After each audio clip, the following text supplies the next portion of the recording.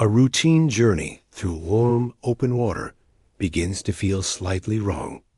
Not because of anything dramatic, but because of what is missing, and how quiet everything seems long before anyone realizes they are no longer alone out there. Asterisk at first. Nothing about the crossing seemed unusual, and that was what made the later details so difficult to place in memory. The sea lay flat and reflective, broken only by slow swells that lifted the hull without effort, and the air carried the heavy warmth typical of late summer routes through equatorial waters. Engines held a steady rhythm, radios worked as expected, and the crew moved through their routines with the quiet efficiency that comes from repetition rather than urgency.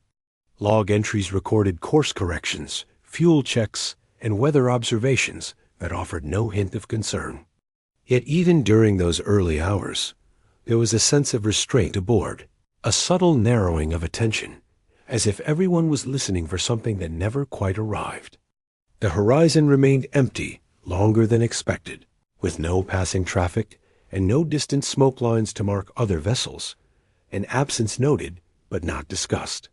Small delays accumulated in harmless ways, a maintenance task taking longer, a watch change running late, a chart checked twice for no clear reason. None of it suggested danger, only a mild friction against the expectation of progress. The heat pressed down without fluctuation, but the deck surfaces felt oddly cool underfoot in shaded areas, a contrast that seemed unimportant at the time. Below deck, ventilation fans cycled more often than usual, stirring air that felt dense rather than stale, and the sound carried through passageways with unusual clarity. When the radio crackled, it was only routine traffic, brief acknowledgments exchanged and logged, each message clean and unremarkable. Still, the spaces between transmissions felt stretched, as if time itself had slowed by a fraction. The crew ate in silence more than habit required, and conversations drifted away before settling on any subject. A few men lingered on deck longer than their watches demanded, scanning the water without urgency, their expressions neutral but attentive. No alarms sounded, no instruments failed, and no orders were given beyond the ordinary. The ship continued forward, cutting a straight line through calm water, carrying cargo, fuel, and expectations toward a destination that remained unchanged on paper. It was only later that anyone would think to question these hours, to wonder whether the quiet had been a warning rather than a comfort, and whether the lack of clear problems had masked the first signs of something already unfolding beyond notice. Nothing in the official reports would capture the feeling of suspended motion that settled in those moments. The sense that the vessel was moving through space while thought lagged behind, recording facts without context. Later recollections would struggle to fix a starting point, because there was no clear break. Only a gradual awareness that attention had shifted inward, away from destination and schedule, toward the steady presence of the ship itself, as if the journey had begun to fold back on those aboard, with ordinary details taking on weight simply by being noticed, remembered, and quietly held without explanation or urgency at the time, got asterisk by the next watch cycle. The sense of ordinary routine had thinned, replaced by small inconsistencies that resisted easy explanation. Entries in the log continued, but handwriting varied more than expected, pressure uneven, as if written in haste despite no demand for speed.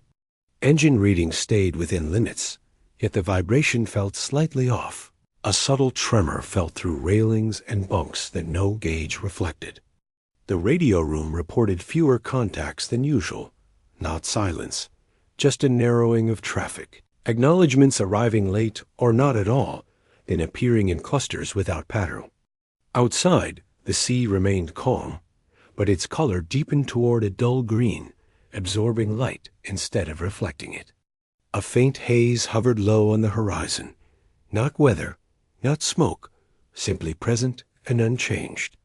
Below deck, the air felt cooler, and breath seemed visible for an instant in the dimmer corridors before fading, something no one commented on aloud.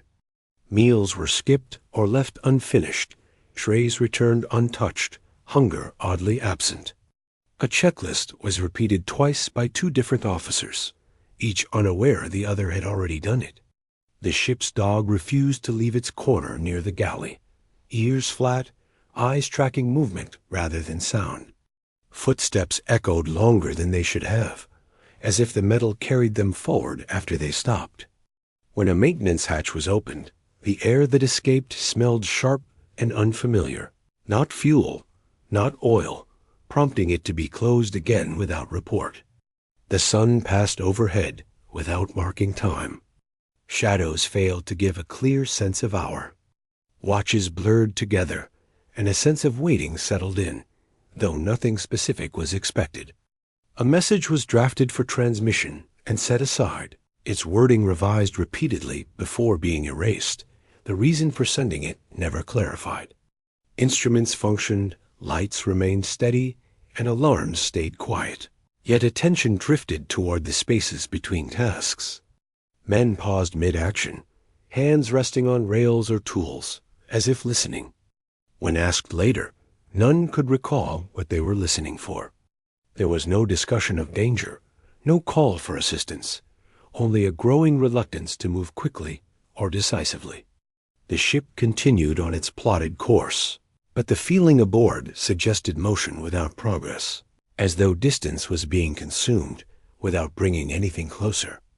In hindsight, these hours formed a threshold, not marked by an event, but by accumulation, a point where the ordinary ceased to reassure, and where every detail, no matter how minor, began to feel like a fragment of a larger picture that remained just out of view. It was during this stretch that confidence quietly eroded, not through fear, but through repetition, as if certainty itself were wearing thin, leaving behind a careful stillness that discouraged questions, delayed decisions, and allowed the ship to carry everyone forward while understanding remained fixed, watching, counting minutes, and offering no guidance about what should come next in the days that followed without warning or explanation beyond routine observations recorded later, asterisk by the third day. The inconsistencies no longer felt isolated, and the crew began to recognize a pattern without agreeing on what it meant.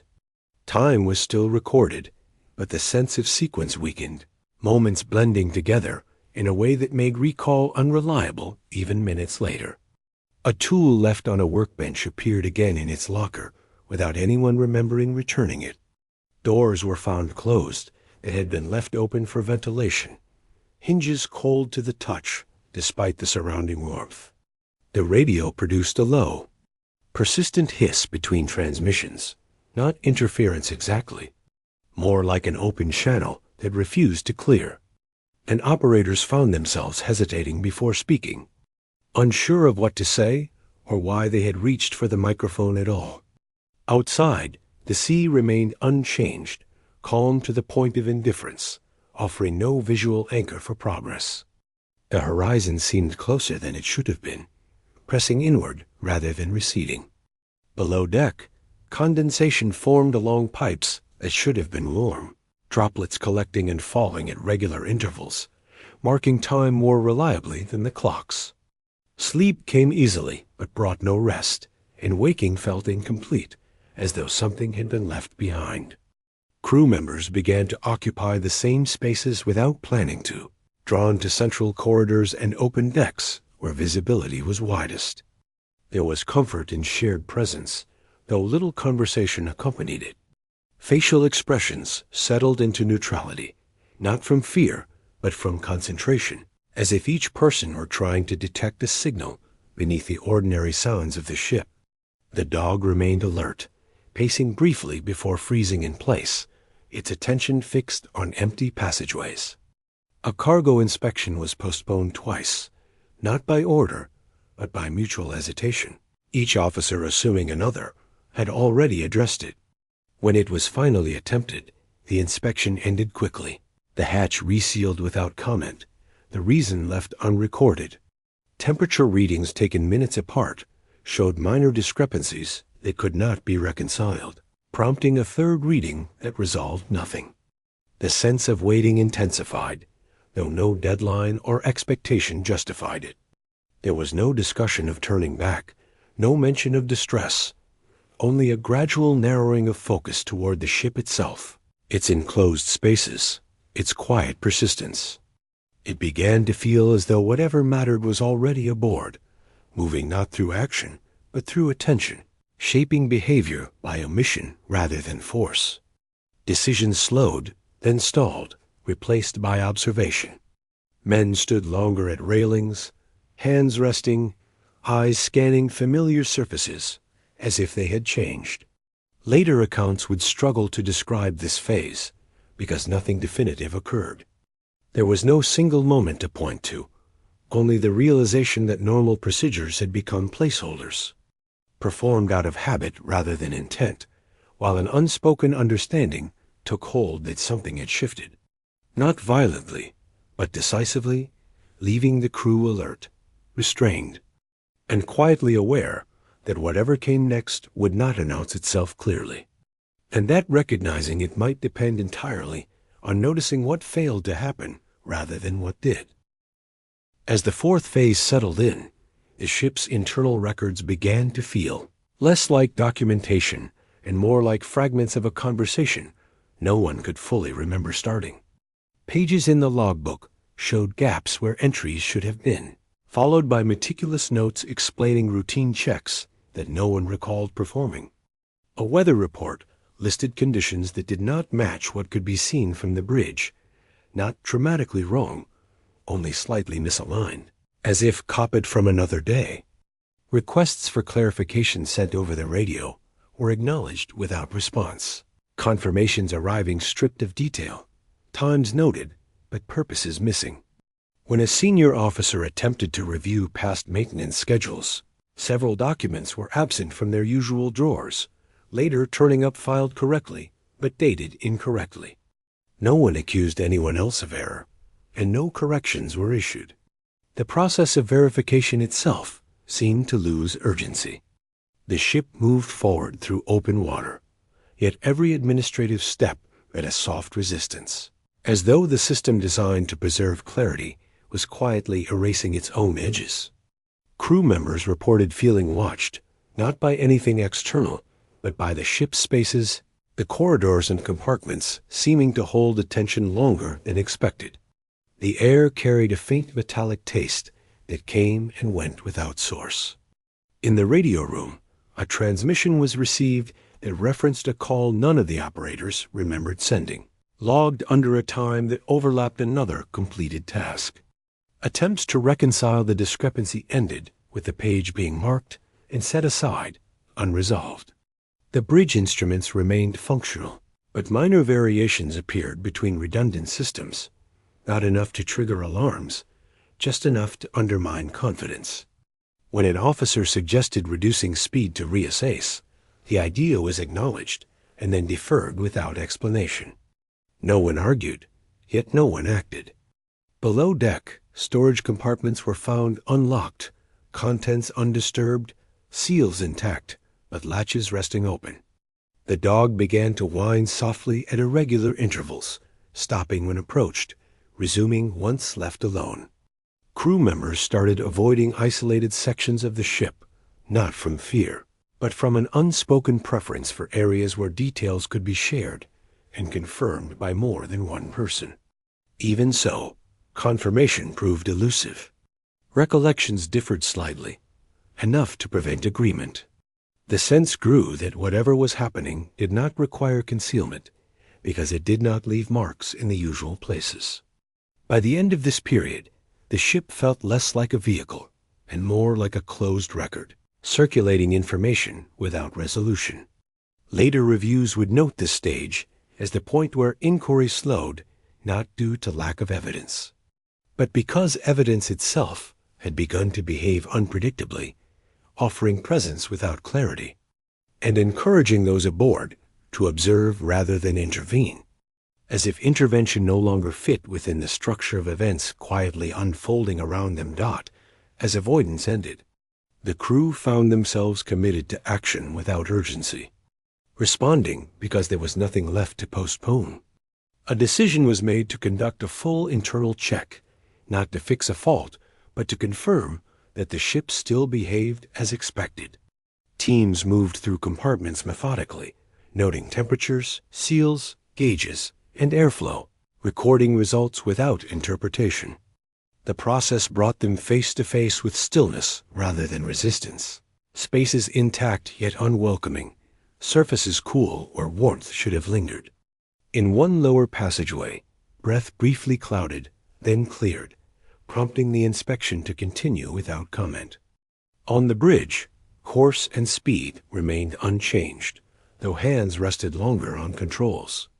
A message was finally prepared, concise and factual, describing conditions without conclusion, and sent outward to establish contact. The acknowledgement returned delayed, stripped to a timestamp and call sign, offering presence without engagement. With that, the situation felt unavoidable, not because of threat, but because options had narrowed. The ship itself became the focus, its enclosed environment defining limits. Crew gathered in visible areas, preferring shared confirmation to solitary checks. The dog lay still, eyes open, tracking movement without sound. A faint vibration passed through the deck, not alarming, simply persistent. No alarms sounded, no failures declared, yet the sense of arrival settled, as if the journey had reached a point where movement no longer altered outcome. Later reflections would mark this period as the moment when waiting ended, replaced by quiet acceptance, not of cause, but of presence. An understanding that whatever had been forming was now close, contained within familiar walls, and indifferent to schedules, questions, or the careful records still being kept, even as certainty continued to thin under observation, leaving only the steady awareness that nothing further would announce itself, and that remaining attentive had become the sole action left to them. The hours that followed compressed, marked by routine checks repeated more often than necessary, each repetition confirming little beyond consistency. Light faded and returned without ceremony, and the surrounding water remained smooth, reflecting nothing distinct. In confined spaces, sound carried cleanly, every movement accounted for, yet meaning stayed absent.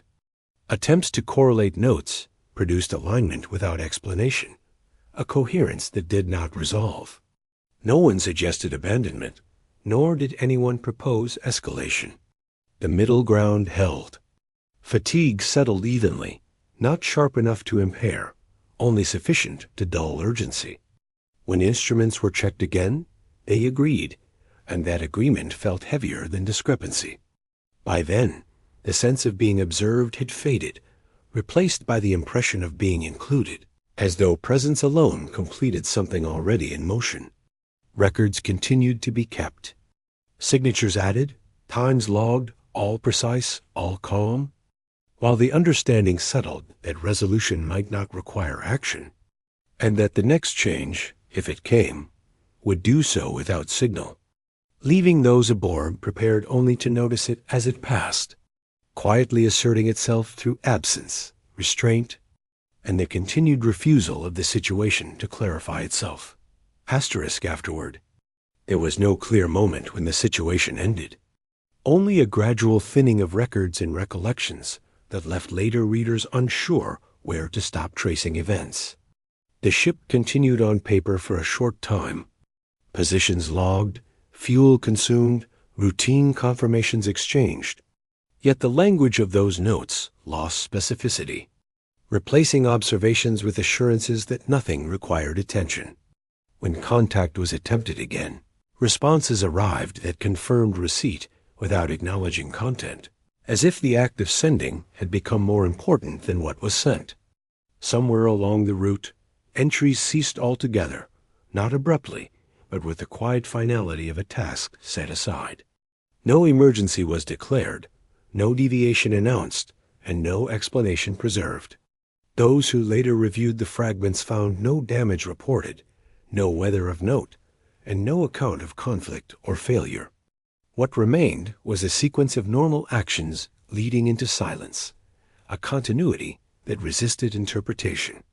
The surrounding sea offered no testimony, its surface recorded only by passing time and indifferent currents. Charts showed nothing unusual, and subsequent traffic reported calm conditions through the same waters. The absence of corroborating detail proved more enduring than any single theory, because it left no feature to examine without also confronting what was missing.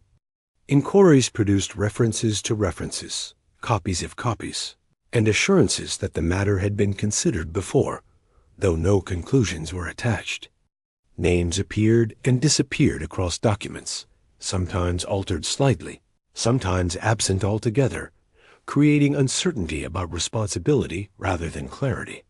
For those who encountered the story later, the unease came not from what might have happened, but from how easily it slipped between categories, neither accident nor incident, neither resolved nor denied. It remained present through implication, carried forward by routine systems that continued to function without it. Even now, the most consistent detail is the restraint of the record, its refusal to speculate, its insistence on surface facts that point nowhere. The final impression is not of an event, but of a boundary reached quietly, where observation no longer produces understanding, and where the expectation of answers becomes the only thing clearly documented, lingering after everything else has been filed away, archived, or simply left unspoken. Such endings tend to resist closure, inviting repetition rather than resolution, and they persist because ordinary explanations feel insufficient without ever being disproven. The lack of a final statement allows each review to restart the process, circling the same details while expecting something new to surface. In this way, the story survives not as a warning or a lesson, but as a reminder of how easily certainty dissolves when systems record motion without meaning, and when silence is preserved as faithfully as fact. That persistence ensures the unanswered remains active, returning quietly whenever records are opened, not to reveal a hidden truth, but to demonstrate how absence itself can be carried forward, intact and undisturbed, long after those who noticed it first have stopped expecting it to conclude without closure or definitive resolution.